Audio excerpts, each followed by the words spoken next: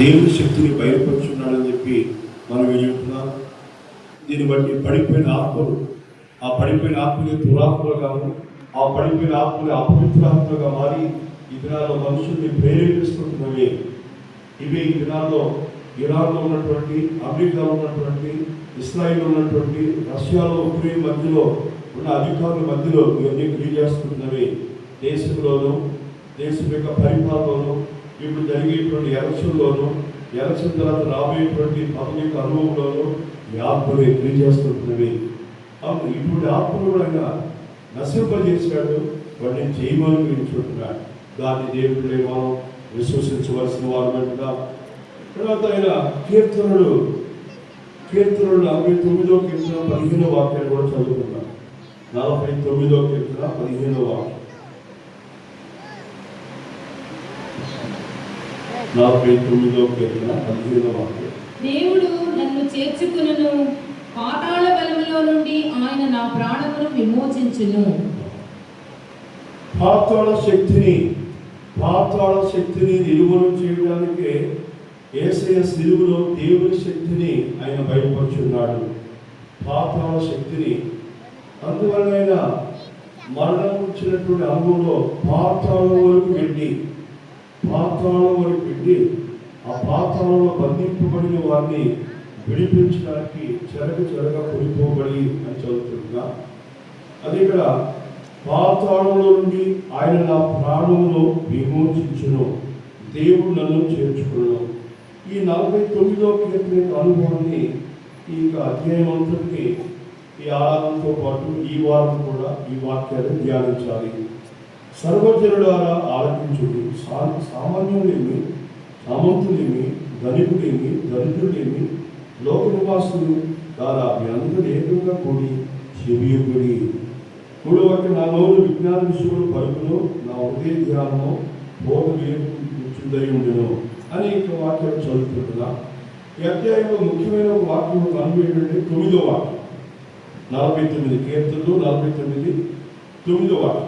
వారి ప్రాణ విమోచన ధనము బహు గొప్పది, అది ఎన్నటికి తీరక అట్లుండవలసినది. వారి ప్రాణ విమోచన ధనము బహు గొప్పది. అప్పుడు మన ప్రాణాన్ని విమోచించడానికి క్రయధనముగా ధనము బహు గొప్పది. అదే ప్రభు యేసు క్రీస్తు మన ప్రాణాన్ని, నా ప్రాణాన్ని, ఆదాము మొదలుకొని పడిపోయిన మనుషుల యొక్క ప్రాణాన్ని, ఆ పాపాల యొక్క నరకం యొక్క ఆ యొక్క అనుభవాన్ని తప్పించడానికి ఆయన తన ప్రాణాన్ని మన కొరకు ధారపోసుకుంటున్నాడు. మన కొరకు ఆయన మరణించుంటున్నాడు. మనం విమోచించడానికి యేసయ్య రక్తాన్ని చిందించుంటున్నాడు.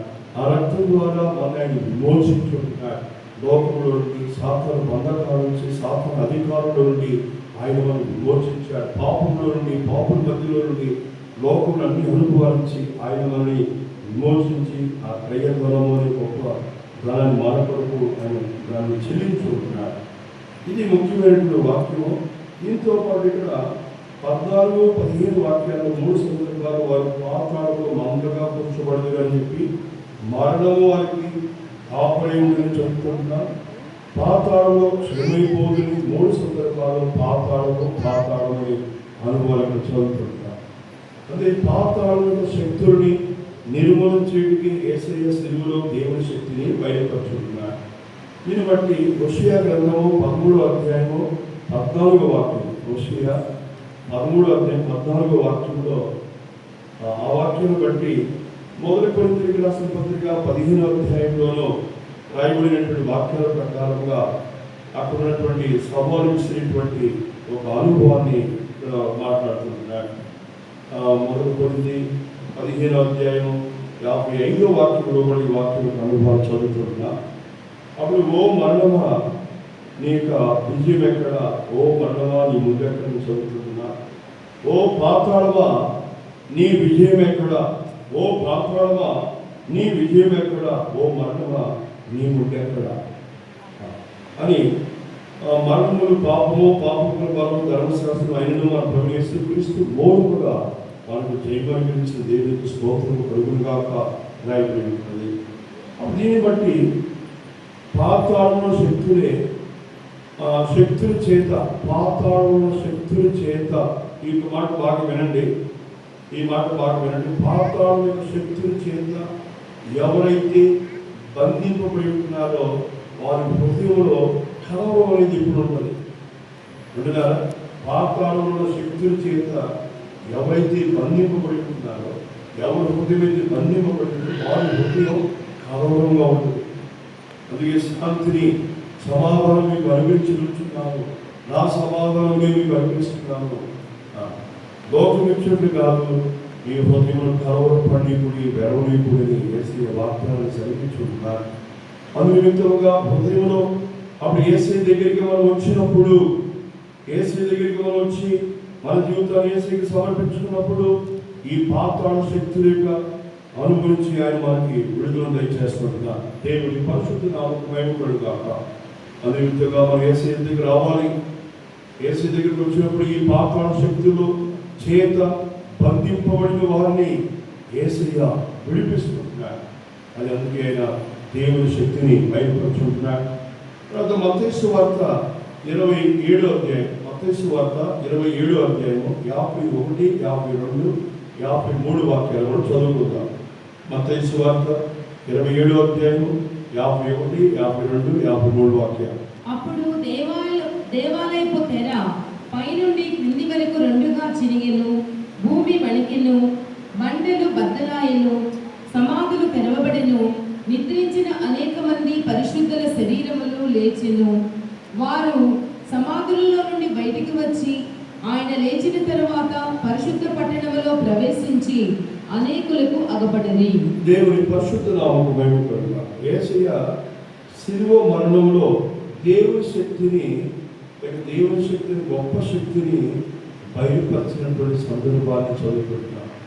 ఇప్పుడు అక్కడ దేవాలయం తెర పై నుండి కింద వరకు రెండుగా చినిగెను, భూమి వణికెను, పంటలు బద్దలాయెను, సమాధులు తెరవబడెను, నిద్రించి అనేక పరిశుద్ధులు యేసు శరీరంలో కనపడినట్టుగా మనం చదువుతున్నాం. కారణం యేసయ్య మరణంలో ద్వారా బయలుపరిచిన గొప్ప శక్తిని.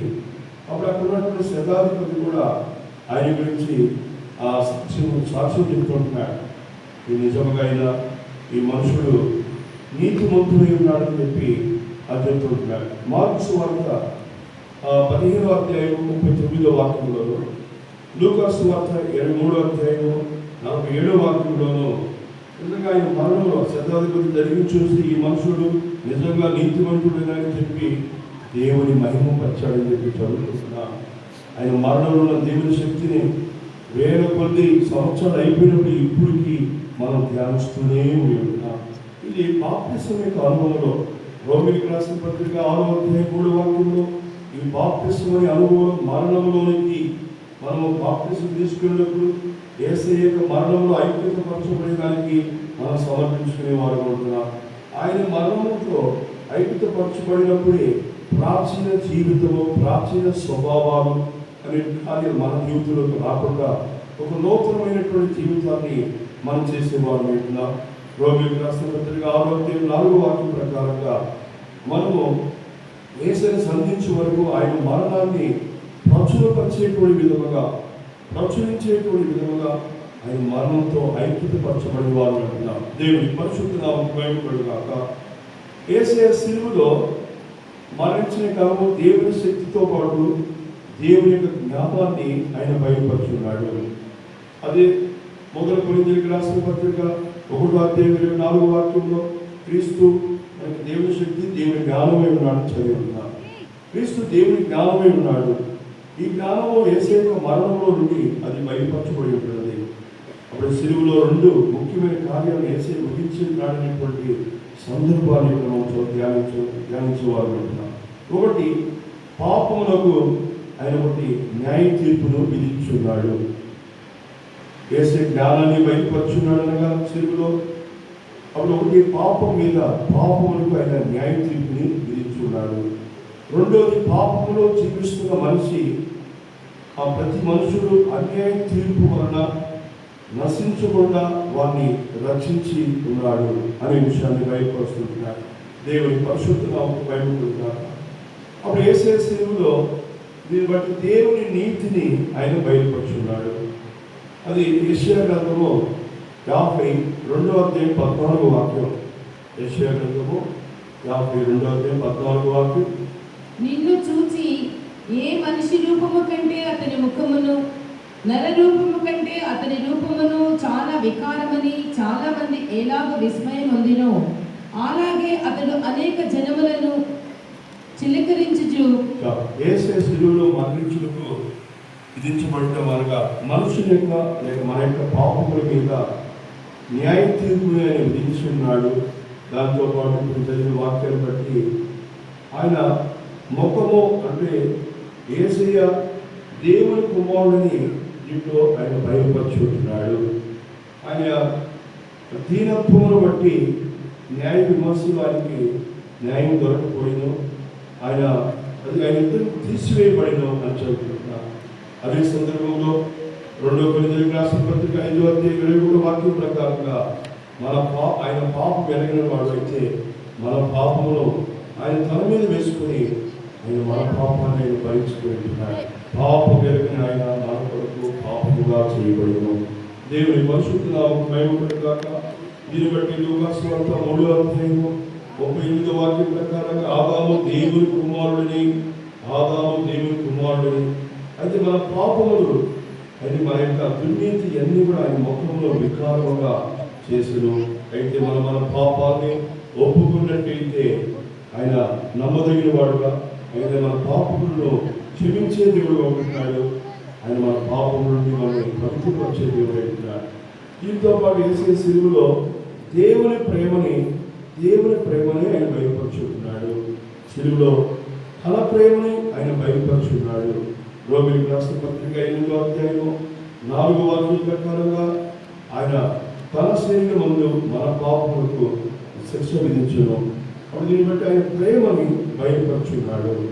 అప్పుడు ప్రేమకి పౌలు గారు ప్రేమకు కొన్ని కొలతలు ఇచ్చి ఉంటున్నాడు. ప్రేమకి కొన్ని కొలతలు ఉన్నవి. ఎఫెసీయులకు రాసిన పత్రిక 3:15, 17, 18, 19 వాక్యాలు చదువుకుందాం. చివరగా ఎఫెసీయులకు రాసిన పత్రిక 3:15, 17, 18, 19 వాక్యాలు. మీరు అంతరంగ పురుషుని యందు శక్తి కలిగి ఆయన ఆత్మ వలన బలపరచబడినట్లుగాను, క్రీస్తు మీ హృదయములలో విశ్వాసము ద్వారా నివసించినట్లుగాను తన మహిమైశ్వర్యము చొప్పున మీకు దయచేయవలననియు, మీరు దేవుని సంపూర్ణత యందు పూర్ణులగునట్లుగా ప్రేమ యందు వేరుపారి స్థిరపడి సమస్త పరిశుద్ధులతో కూడా దాని వెడల్పు, పొడుగు, లోతు, ఎత్తు ఎంతో గ్రహించుకొనుటకును జ్ఞానమునకు మించిన క్రీస్తు ప్రేమను తెలుసుకొనుటకును తగిన శక్తి కలవారు కావాలని ప్రార్థించుచున్నాను. ఇప్పుడు క్రీస్తు ప్రేమను మీరు దేవుని సంపూర్ణతను పూర్ణమునకు క్రీస్తు ప్రేమ యందు పూర్ణమునకు క్రీస్తు ప్రేమ యందు అనే మాట ముందు క్రీస్తు ప్రేమ యందు వేరుపారు. ప్రేమలో వేరుపారు. చెట్టుకి మొక్కలకి వేరు ఉంటుంది. ఆ వేరు బట్టి ఆ మొక్క ఎదిగేటువంటి అనుభవాన్ని చూపిస్తుంది. అప్పుడు ఏసీ దగ్గరికి వచ్చి ఏసీ నాకు ఎన్నో సంవత్సరాలు నాకు ఏంటంటుంది, దీన్ని బట్టి మనం వేరు ఎంతగా ఎంతగా లోతుగా వెళ్ళినాము క్రీస్తు ప్రేమలో అనేటువంటిది. అది వేరుపారి స్థిరపడి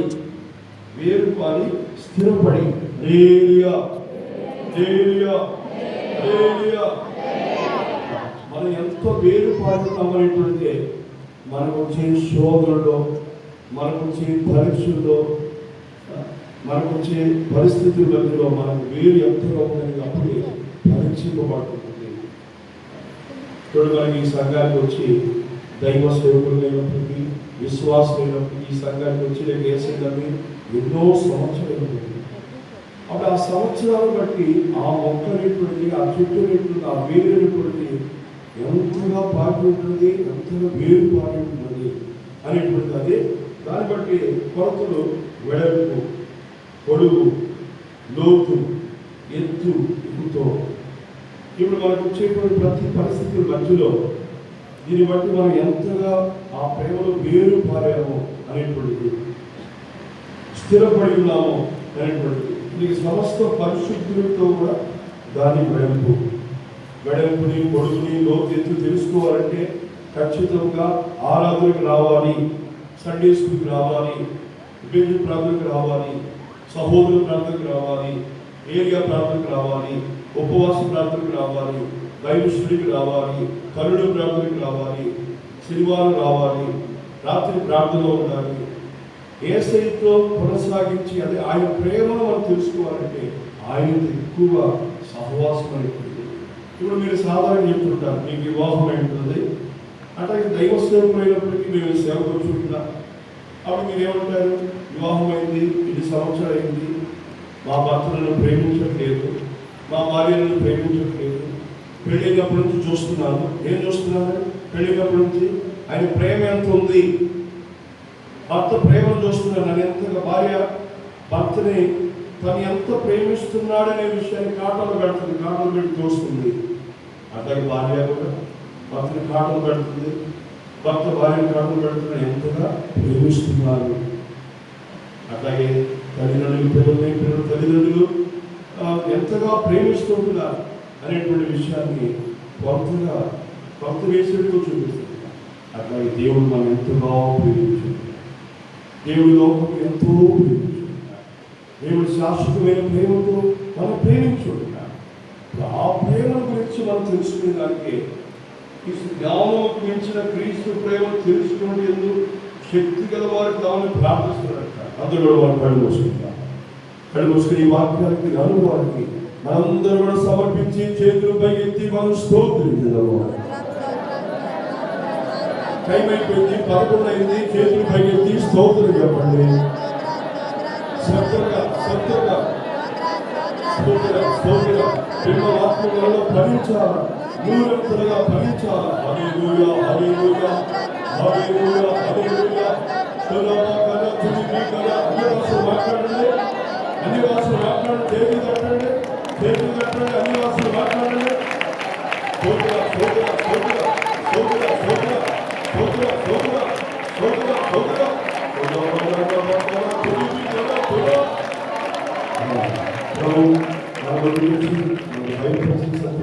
అన్నిటికీ అప్పగించుకుని మన స్తోత్రం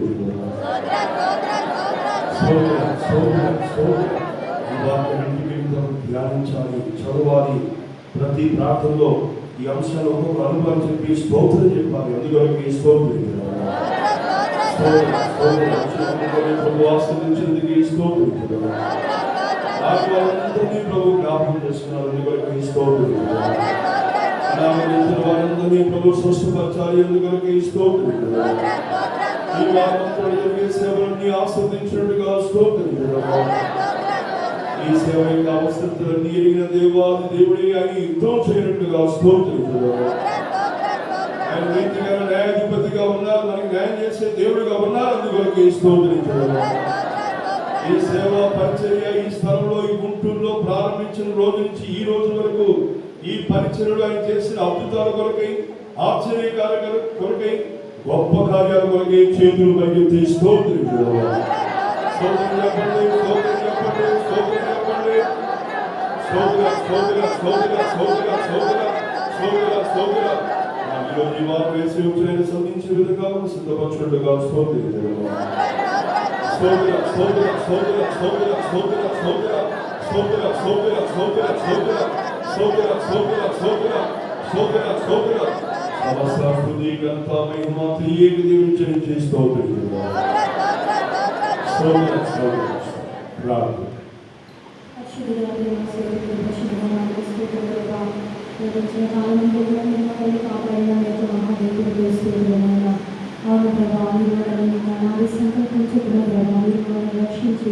ఈ యొక్క పరిశుద్ధుల సహవాసంలోకి సమయం మిమ్మల్ని తోడుకుని వచ్చి ఈ విధంగా ఇంతవరకు మీరు నడుపుతున్న విధానం కూడా తీసుకెళ్తున్నారైనా అవును ప్రభావ మా యొక్క జీవితంలో మీరు చేసినటువంటి సమస్త మేలు ఉపకారమైన ప్రతి మీకు వేదన మేము చెల్లించగలం ప్రభావ. రక్షణ పాత్రను చేపట్టుకొని ప్రభావం మా యొక్క జీవితకాలంతో స్థుతించిన మాత్రమే ఉన్నది స్వామి.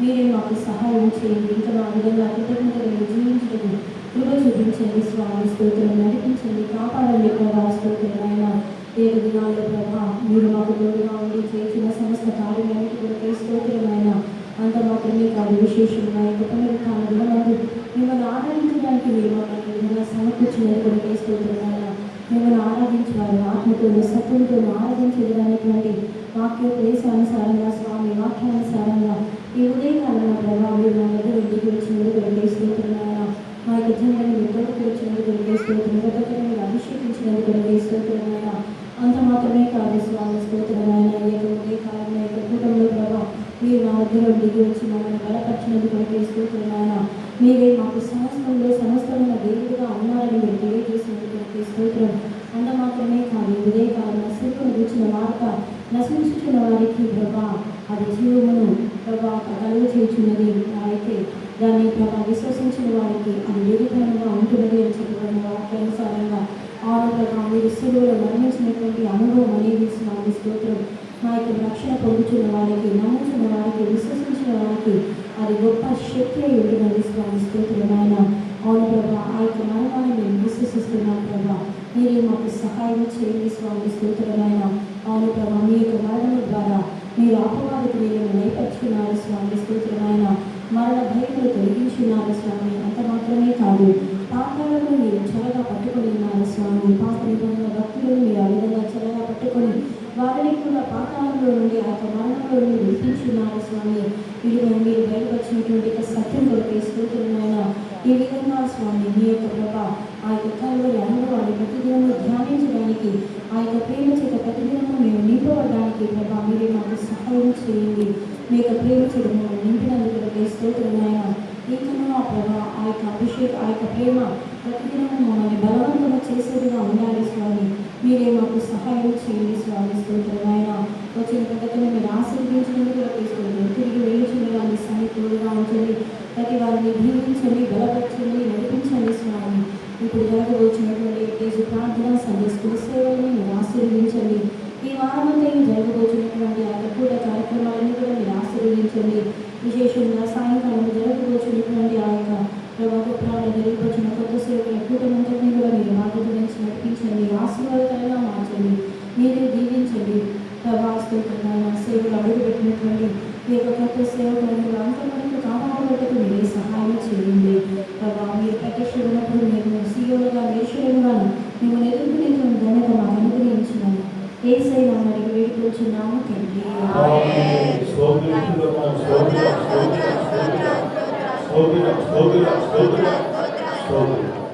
కొత్త సేవకులు ఎంతమంది బ్రదర్లు సిస్టర్స్ అని బ్రదర్లు 6 సిస్టర్స్ 6 ఈ సంవత్సరం దేవుడు మా సెంటర్ని ఎక్కువగా ప్రేమించారు. మన విజయవాడ సెంటర్ నుంచి 6 బ్రదర్లు 6 సిస్టర్లు వారు ప్రతిష్ఠూటాలని జరుగుతుంది. ఈరోజు కూడా తెప్పించబడుతుంది. వాళ్ళు ఇక్కడి నుంచి వాళ్ళని తీసుకుని ఈ ఊళ్ళో ట్రైనింగ్ వదిలిపెడతారు. 2 సంవత్సరాల ట్రైనింగ్ తప్పింగ్లో ఉండాలి. ఆ తప్పిన కాలంలో దేవుడు వాడుతూ ఉండాలి. మంచిగా ప్రతి ట్రైనింగ్ తీసుకోవాలి. ప్రతి ముగించుకొని దేవుడి చుట్టూ ప్రకారంగా ఈ సేవలో పాల్గొనకు ప్రభుత్వం వరకు ఈ సేవలో వాళ్ళు మంచిగా సేవ చేయాలి. ఎటువంటి చేతులు పైకెత్తి ఈ కొత్త సేవకుల కొరకి అనుదినం మీరు ప్రార్థన చేయాలి. మీ పిల్ల కాదు సేవకి వెళ్ళింది, మీ పిల్ల కాదు సేవకి వెళ్ళింది వేరే తల్లిదండ్రుల పిల్లలు అయిన వారు మన పిల్లలే, వారు కూడా మీ పిల్లలే, వారు కూడా మన పిల్లలే. ఈ పిల్లల కొరకు రోజు స్తోత్రం చెప్పాలి. అంతవరకు మీరు కాపాడిన చేతులు పైకెత్తి స్తోత్రించడము. స్తోత్రం చెప్పండి, స్తోత్రం చెప్పండి. వీళ్ళు ఇక ట్రైనింగ్ వెళ్తున్నారు. ఇంకో కొంతమంది ట్రైనింగ్కి కొరకు ట్రైనింగ్ అవ్వాలి. ఈ నెల నుంచి సేవకు వెళ్ళేవాళ్ళు సేవకు వెళ్ళేదానికి వచ్చే సంవత్సరం ప్రభు రాకడానికి వచ్చే సంవత్సరం సేవకు వెళ్ళడానికి ఇప్పుడు ఇచ్చే ప్రతి లోకంలో ఉన్న యవనస్తుల్ని ప్రత్యేకించి అన్ని కూడా రావడానికి వారి సేవ కొరకి పిలుపుని ఏర్పాటుని నిశ్చయపరుచుకునే దానికి వారికి ఉన్న అన్ని పథకాలు జుడిపించినట్టుగా స్తోత్రించడం.